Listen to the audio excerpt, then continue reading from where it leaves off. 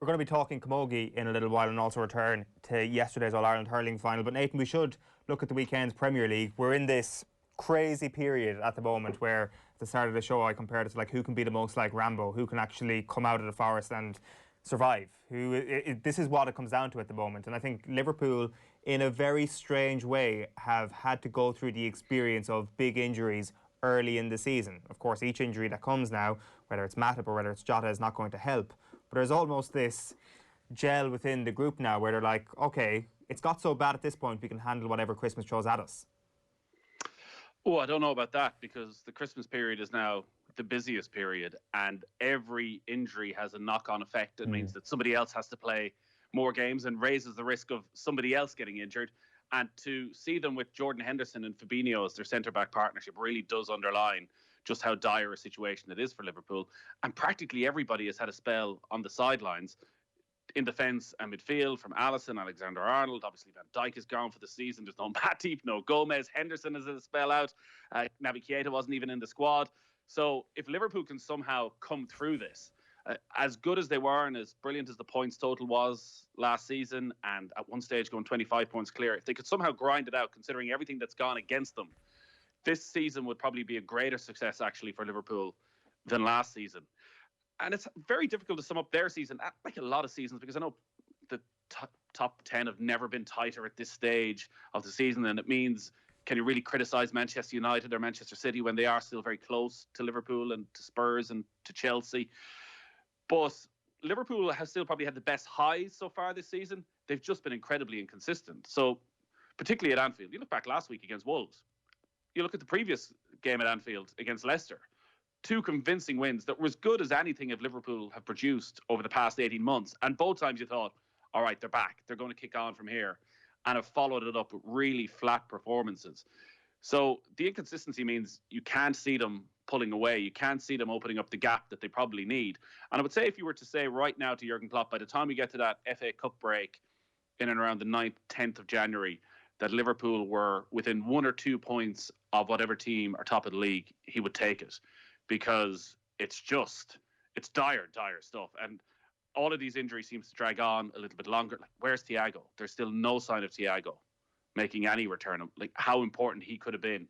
So as long as the front three, and Jota's obviously gone now for the next 2 months as well, if they can keep Salah, Firmino and Mane fit, but they're going to have to play practically every game, which again, obviously raises their injury risk. So it's this never-ending cycle for Liverpool that they somehow just need to try and grind out these results and hope that nobody else can take advantage, which they haven't been able to do so far. Well, taking that into account then, is it less excusable what happened on Saturday night, the fact that Pep Guardiola doesn't really go for it? I know you're kind of picking out Pep from a lineup and saying he should be doing better, and maybe Jose Mourinho didn't get the same level of criticism that perhaps Pep is getting at the moment for the way in which they were happy enough to take the 1 point against Chelsea. So where do you stand on that? Do you see that this could be an opportunity missed for Manchester City as the weeks rage on and Liverpool are still a little bit threadbare? Well, this isn't new for Manchester City. Manchester City were poor last season. Think of the amount of games they lost. And even then last season, they still looked at times like a brilliant attacking force. How many times did they win games with huge scorelines, 8-0 victories, 5-6-0 scorelines consistently through the season? They just lost too many games. Now, they've become quite a dull team to watch. Not even on Saturday night, which was arguably the worst game of the season so far. But Manchester City 3-4 years ago, albeit we're winning the league and making the league dull, some of the performances I saw at the Etihad were as good as anything any side has ever produced in the Premier League. I remember the 6-0 against Arsenal. It was just at a ridiculous level, the speed at which they played the ball. Now it's all very slow. And do they have the players who can actually turn that around? Like, they are missing really the spine of that team from 3 years ago. All right, Ederson is there, but Company is gone. Fernandinho doesn't look the player he was. David Silva is no longer there. Sergio Aguero is constantly injured. So Gabriel Jesus is not stepping up. Raheem Sterling's having a dip in form right now. His touch looked off at times in the game. But I would still put more of that game on Manchester City than Manchester United. Like, United had just been knocked out of the Champions League. They've had a real struggle at the back. You can understand why they would try and keep it tight. I know Gary Neville made a good point about what we need to see now from United is that they're dominating teams. You're never going to dominate Manchester City, but they needed to keep it tight. They needed a result. They couldn't afford to lose that game. But for Manchester City to offer such little creativity throughout the game was well, it shouldn't be surprising because they've been like that all season. You just expect because it's City and Guardiola, something's going to click at some stage. But it really doesn't feel like it is this season. Well, is the difference between last season and this season creatively noticeable? Is it David Silva's absence, in your view, that has diminished their output going forward? Because it did seem that all the questions were being asked of the Manchester City defence last season when Aymeric Laporte was out. Now, there's been a few question marks at Laporte himself this season, but it does seem that the bigger questions, as you say, have been asked of the lack of goal-scoring prowess that they now have. Yeah, David Silva not being there is obviously an issue, but Sergio Aguero, like every season I would have sat down, who are you predicting? If Sergio Aguero plays 30, 35 games, Manchester City should win the league because he's going to score almost a goal a game most seasons. That is not Gabriel Jesus in any way. Like, there is a suggestion, and if he pulls this off, it will be true managerial genius from Pep Guardiola, that Guardiola has looked at the season as a whole. He is aware, say, of what's happening at Liverpool with the amount of injuries, though. So a lot of Liverpool's injuries have actually just been from bad tackles, but they're picking up several muscular injuries as well, that he doesn't want his team pressing as hard as normal, which is the key thing for Liverpool, City, all these sides, because he wants to protect them for later in the season. So whereas everybody else will crumble because of the weight of games that they played, Manchester City will have something stored in reserve when we get into those final 2-3 months of the season. It's a risky game when you're putting in performances like that, but maybe he can just pull it off. You're looking at the Tottenham result yesterday, and again, to go back to that Chelsea result, there's a similar aspect of, God, there was a real opportunity here for Spurs to really take the weekend by storm, to really open up a points gap on the rest of the chasing pack, and they fall to a draw once again.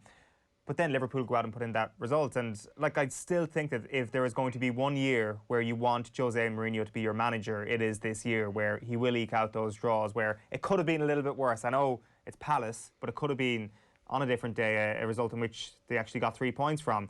I just think that if Jose Mourinho is your manager come the end of the year, there will be these games where he ekes out these 1 points, where the title winner gets 70-something points or 70 on the button, and there is a good chance with Jose as your boss that you will get 70 points with the group of players that they have. So all in all, a good weekend for Spurs, you would have thought.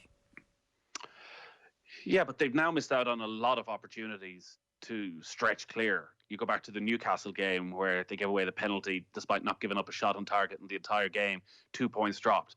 3-0 up against West Ham with 8 minutes to go. 3-3, 2 points dropped. Up against Crystal Palace and defending quite comfortably and conceding a late equaliser. Another 2 points dropped. That these are the opportunities where actually they had to put enormous pressure on Liverpool, and they've missed out on them. Now Liverpool play Spurs on Wednesday night. This feels like it could well be a Benitez, Mourinho, Liverpool, Chelsea style game where Mourinho does again just park the bus, and if he comes away with a point, it'll be seen as something of a masterclass. But if Liverpool can play the way they've been playing at home recently, well, then suddenly there's a different type of question been asked of Tottenham. So this feels massive for Spurs, maybe even bigger for Spurs than Liverpool this early in the season. But they have missed a lot of opportunities. I do think as well, because these best sides aren't quite at 100%, and as we hear all about the fine margins and the importance of the strength and conditioning, there's a lot of good teams in the Premier League. I know it's the worst Premier League season we've seen, but actually it's given these teams that have very talented players. Like Crystal Palace are not a bad side at all. Okay, they're very structured, very well organised. But like Wilfried Zaha, one of the most talented players in the Premier League. Eze, who's come in during the summer, has been brilliant every time I've seen him so far. Even the likes of Milivojevic in the middle of midfield, James McCarthy, like very solid quality of player that Crystal Palace have. So if you're not at it, they're going to take advantage. And very rarely this season have the best teams been at it. So I wouldn't be too down on Tottenham, but I think they may end up regret those games that they've taken the lead in. And remember, we have praised Mourinho massively, say, for what they did against Arsenal, where they shut up shop and how tight they can be and how well organised they are. But that's 3 big games where they've lost 6 points and taken away that opportunity to put some serious pressure on Liverpool. Well, like last point then, on that, what you just said, but in the context of Wednesday night, if it's 0-0, 80 minutes played, Gareth Bale is still sitting on the bench, Jose Mourinho is looking at a fairly teak-tough defence, but Liverpool aren't really penetrating. Liverpool are wrecked, and it's easy to see that they're wrecked out there. Do you bring Gareth Bale on? Do you turn the tap just a little bit and go for it and throw caution to the wind? And you know that there is a chance that Liverpool will catch you on the break and beat you 1-0. but otherwise you're just going to die wondering. This is your opportunity. If you really do regret the last few weeks, you've now got an opportunity to go and take on a threadbare Liverpool and beat them. You're in good form. Do you think there's any chance that Jose is thinking that way come Wednesday? No. Fair enough. No. Why would he? It's not a must-win game. It's still December. We're only just over a quarter of the way through the season. That the risk of losing is too great at that stage. And yeah, as you say, is he going to bring on Gareth Bale anyways?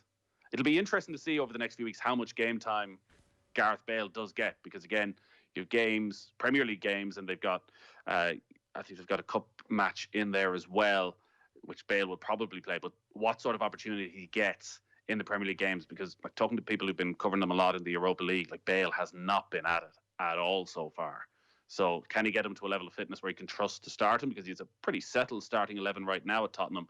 But he's going to have to change that, you'd expect, over the coming weeks. So does Bale get an opportunity on the pitch to sort of play himself into a little bit of form? But I do not see anyway, if it's 0-0 against Liverpool on Wednesday night, that Mourinho's thinking, here's a chance to lay down a marker by winning this game. All right, well, one can dream.